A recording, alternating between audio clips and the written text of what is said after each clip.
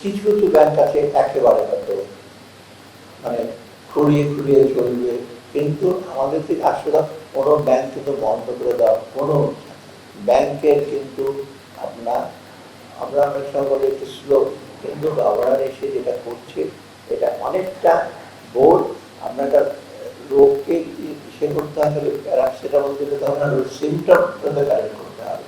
সিমটমটা কি? ম্যানেজমেন্ট খারাপ ছিল, গভর্নেন্স খারাপ, করাপশন। অর্থাৎ আপনি দেখবেন বাংলাদেশ ব্যাংকের খবর থেকে আপনার কতগুলো অর্গানাইজ করছে, কতগুলো ব্যাংক ফিরে আসার সম্ভাবনা। ইভেন কালকে আমরা আমাদের গভর্নর ইসলামী ব্যাংক কিন্তু ফিরে আসার পথে আসছে, এটা বিগেস্ট ব্যাংক, এটা আমাদের জন্য বড় চ্যালেঞ্জ। অন্য ব্যাংক সবগুলো চেষ্টা করছে, কিছু কিছু ব্যাংক আছে একেবারে হয়তো মানে খুঁড়িয়ে খুঁড়িয়ে চলবে, কিন্তু আমাদের থেকে আসলে কোনো ব্যাংক কিন্তু বন্ধ করে দেওয়া কোনো, কারণ আমরা বাংলাদেশটা ডোমিনো এফেক্ট হয়। ডোমিনো এফেক্ট মানে একটা ব্যাংক বন্ধ করলে যত ভালোই হোক এবার নানানটা ব্যাংক বলতে হবে, তাই না? ব্যাংকের দরজা যখন বন্ধ হয়ে যায় তখন অন্যরা ছুটে আরেক ব্যাংক।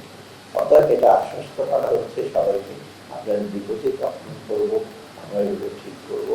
এবং দু একটা ব্যাংকে উনি অলরেডি বাংলাদেশ ব্যাংক থেকে কিন্তু অর্থায়ন করেছে, এবং আমি বলেছি আরেকটা কয়েকটা ব্যাংকের সাথে কথা বলে, কারণ ডিপোজিটের মানে অনেক এফডিআর আছে, অনেক 1 লক্ষ টাকা চেক আনতে দেওয়ার পরে 20,000 টাকা দেব, এইগুলো তো অ্যাকসেপ্টেবল না, তাই না? আমার টাকা, কারণ কে চুরি করেছে সেটা আমার দায়িত্ব না।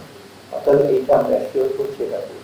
এই প্রশ্ন আমি বলি বাংলাদেশ ব্যাংকের গভর্নরকে আমরা নিয়োগ দিয়েছি, অত্যন্ত দক্ষ লোক, এবং অনেকে হয়তো অনেক কথা বলেন, কিন্তু ভালো লোক পাওয়া ডিফিকাল্ট। আর তার নিয়োগ দেওয়াটা আমরা একটা আইন সংশোধন 4 দিন না 5 দিনের মাথায়, এটা কিন্তু নর্মাল টাইমে ডিফিকাল্ট হয়ে যেত।